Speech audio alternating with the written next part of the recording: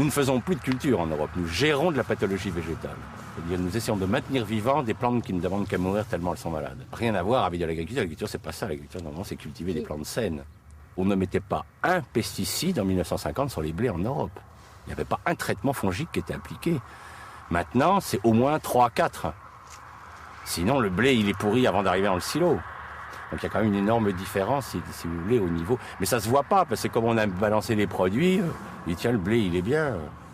Sauf que s'il se casse la figure, alors... Parce que comme on met trop d'azote, il tombe. Vous avez dû voir dans les champs les blés qui tombent. Alors on met des hormones pour raccourcir les tiges, c'est pour ça que les blés sont bien plus bas qu'autrefois. Autrefois, les blés faisaient 1,50 m. Maintenant, ils font 60 cm, parce qu'on les raccourcit avec des hormones. Alors ces hormones, il faut avorter les arbres qu'il y a autour. Enfin, fait disparaître toute la flore... parce que ça gêne les reproductions des dicotylédones. Enfin, c'est un espèce de monde complètement strange, quoi. Mais les gens le savent pas, donc devant les champs. Autrefois, les champs, c'était plein de coquelicots, il y avait plein d'autres espèces, il y avait une biodiversité dans un pays comme la Hollande a déjà perdu 75% de toute sa flore. Il y a une des flores les plus pauvres de la planète, la Hollande. Mais c'est intensifié au niveau agricole de façon incroyable. Tu l'as vu ton sol? Non? Ah, tu vas voir, c'est impressionnant. Hein, regarde-le. Il y en a un qui va peut-être venir. Mais... Ah non, on n'a pas été entendu, puisqu'on est avec Lydia, on a quitté l'INRA. On s'est mis à notre compte. Puis quand on a commencé à montrer que les sols mouraient biologiquement, on nous a demandé de nous taire. Donc on a quitté l'Institut et on s'est mis à notre compte parce que on estimait que notre devoir de scientifique, c'était quand même d'alerter le monde agricole que la voie qui était choisie n'était pas la bonne ne permettrait pas de faire une agriculture pérenne. Il ne peut y avoir d'agriculture pérenne que si on est sur des sols vivants. Hein. Le sol abrite 80% de la biomasse vivante. Hein. Donc si vous tuez, on en a tué 90%, c'est qu'on est en train de tuer tout ce qui est à la source de la vie. C'est quand même les microbes qui nourrissent nos plantes, qui font que nos plantes sont saines, sont nutritifs pour nous. Alors que maintenant, les gens, nous sommes quand même dans la société la plus confortable de l'histoire de l'humanité et nos dépenses de sécurité sociale augmentent de 6% par an. Il y a quand même des questions à se poser, quoi. Est-ce que les gens sont si bien nourris que ça pour être aussi malades?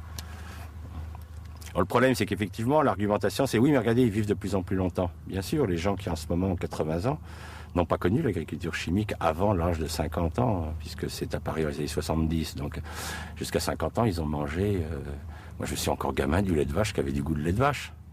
Ça avait vraiment le goût de lait de vache, c'est pas le lait de maintenant. Donc c'est tellement récent dans l'histoire de l'humanité qu'on ne connaîtra les résultats réels et on s'inquiète puisque vous prenez la population d'enfants à l'heure actuelle en Europe, 17% des enfants sont obèses, donc on est en droit de se poser des questions sur cette qualité alimentaire. Le sol, c'est une vraie éponge. Donc, si je le gère mal, il est compact, il est serré, il se referme. Si je laisse la faune le retravailler, il va se souffler. C'est pour ça que quand vous marchez en forêt sur un sol, vous avez vu le côté moelleux du sol forestier. Hein, parce qu'en fait, il est aéré par la faune. Alors que le sol qui a été labouré, maltraité, il est complètement compacté, complètement resserré sur lui-même. Alors, quand il va pleuvoir sur un sol resserré, l'eau ne va pas pouvoir rentrer. Puis c'est l'érosion. Mais c'est plus facile d'accuser la pluie d'être responsable de l'érosion, des inondations, que de dire que c'est un système agricole qui a provoqué, hein, puisque les inondations que nous avons en ce moment, depuis 20 ans, nous traversons les années les plus sèches depuis 3000 ans dans l'histoire de l'Europe, et jamais il y a eu autant d'inondations. C'est-à-dire qu'on a inventé, avec l'agriculture intensive, les inondations en période sèche, ce qui est très fort, quoi. Et les écologistes, à l'heure actuelle, se posent la question de savoir à quel moment c'est l'humanité qui commencera à s'écrouler. C'est-à-dire pour le moment, on a détruit 90% de notre biodiversité en Europe, ça va encore pour nous. Donc les écologistes disent, est-ce que c'est à 95% que le système va lâcher? Est-ce que c'est... On ne sait pas. La catastrophe du Crétacé est ridicule en comparaison de ce qui se passe en ce moment. Mais ça meurt, puis les gens attendent, disent peut-être qu'un jour on va voir quand ça va péter, quoi.